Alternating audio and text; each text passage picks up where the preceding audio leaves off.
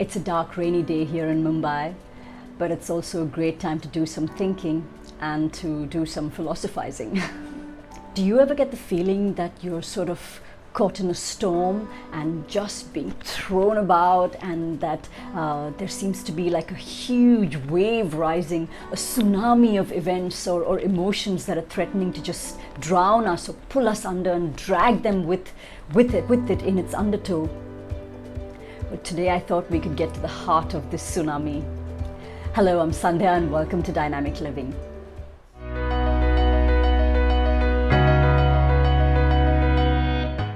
Today we're going to be talking about volatility.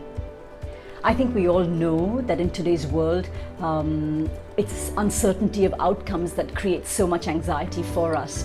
And never before have we had such a deluge of uncertainty coming up. Most of us don't know what our world is going to look like. We don't know what our country is going to become.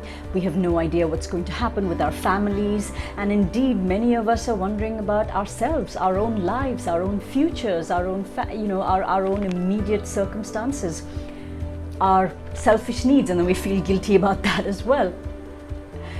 But yet, what I wanted to focus on today was how we see that some people seem to be riding the storm so much better than others. Indeed, not just coasting lightly on these waves and on this tumult, but even thriving at a time like this.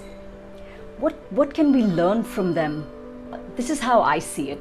When we look at this raging storm, these whirlpools and eddies and rapids and waves that are hitting us today, what tends to happen is that we feel like we're very much actually in it. But the people that seem to be able to hold their own are those that have found some sort of strength that helps them stay grounded, if you please. These people fall into three categories.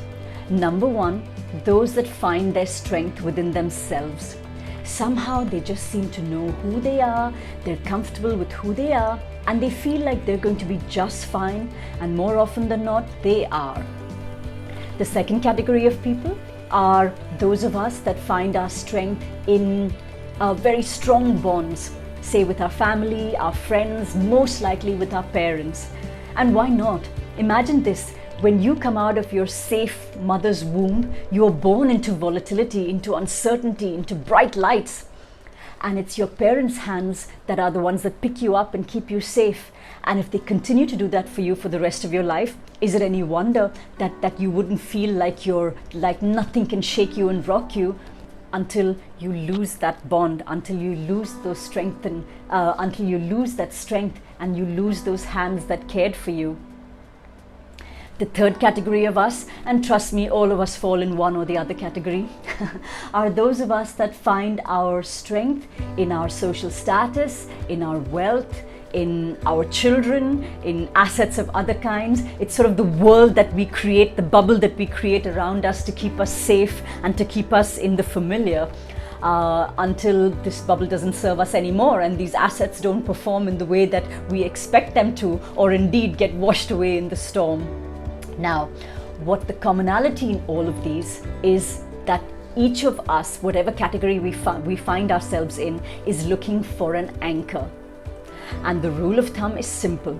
The more stable your anchor, the more deeply grounded it is, the more it can hold you steady, the more you can be master of your own ship. I wonder why I keep using ships as analogies. They seem to be metaphors for many things in life. I'll have you know I do get seasick, but it's working, so I'm going to continue to use it. So how then do we find these anchors that really work for us? A time like this is a great time for us to look at permanence and impermanence. The fact of the matter is, everything in this world is impermanent. Like I said, life is a river. The one true thing about the river is that it is always moving. It is not going to stagnate. It is not going to stay exactly as it is. What then is the permanent in all of this? The things that we can count on, for sure, really lie within the roots of ourselves, deep within our personalities, the very essence of us. Frankly, that is all that we can hold on to, that we know will be available to us at any time in our lives. We don't ever lose ourselves. A funny metaphor that I could think of was that it's like we see all of these external anchors, even if they're as close as family, as like, those invisible braces. You put them on and you think that these are your teeth and they're perfect and they're invincible. But the fact is that they're acrylic or whatever other material that they are. And this illusion of safety, this illusion of perfectness is just that, an illusion. So if we take job loss, for example, it literally is that. Our invisible braces took a knocking, or they got washed off, and we feel we're suddenly broken. We feel we're suddenly naked without them. I had one such incident recently. I woke up in the morning and I logged into my company account, and it's one of those sort of nightmare scenarios. You see you're locked out, your account has been deactivated, your mail password has been changed overnight, you've been denied access, and the next thing you see, you have lost your job. And what's going on in our heads is, how could this happen to me? And I thought I was so valuable, and I thought I was this, I was this. Basically, we think that we are this job. It becomes our identity, but we don't realize that these are simply our invisible align braces, and that behind them lie teeth that are perfectly solid, perfectly stable, available to us at all times. And so, with this rather strange analogy, I will invite you to look for that anchor within your own life. Find the things that are permanent for you, that you can use as a resource, as your strength. Go deep within yourself and find the core that is in every single one of us. And with this, we can rise above the volatility, rise above the storm, ride the waves, and thrive in any kind of uncertainty.